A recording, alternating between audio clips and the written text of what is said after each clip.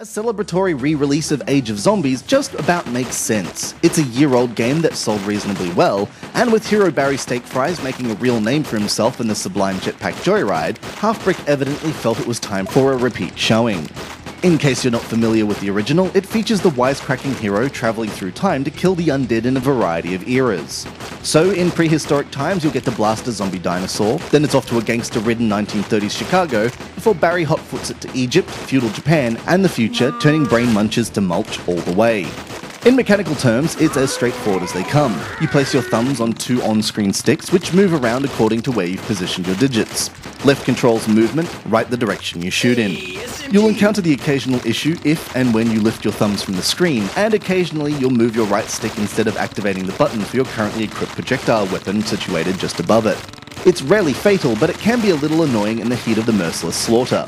Still, it looks terrific. The action is smooth and fittingly frantic, there's plenty of blood, and there's a large selection of weapons to collect, from SMGs and rifles to flamethrowers, twin magnums and a shotgun. You'll also have a limited supply of more powerful killing tools at your disposal, turrets, mines and bazookas joining the default grenades. Throughout, you'll encounter enormous bosses that take a lot of rounds before they eventually drop. The graphics are crisper than the original, looking resplendent on Retina display. There are 3 new Western-themed stages to boot, with a gargantuan final boss that represents a serious challenge, while a survivor mode turns stages into high-score challenges to add replay value. Playing through the game again is a reminder that the humour in the dialogue is a little forced, with Steak Fries making cheesy jokes on a regular basis between, and even during the game's 18 stages. While the odd line can be mildly amusing, it feels like the game's trying too hard at times. That said, it's a welcome attempt to inject personality into a game that, at its core, is very generic.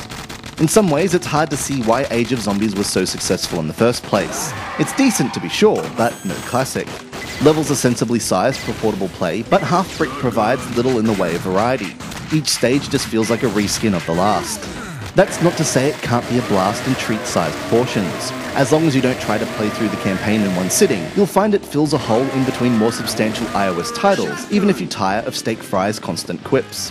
Whether this revision is worthwhile for those who bought the original is debatable. If the idea of survival mode appeals, the extras will be a nice bonus. If not, sharper graphics and the new levels probably aren't enough to warrant shelling out again.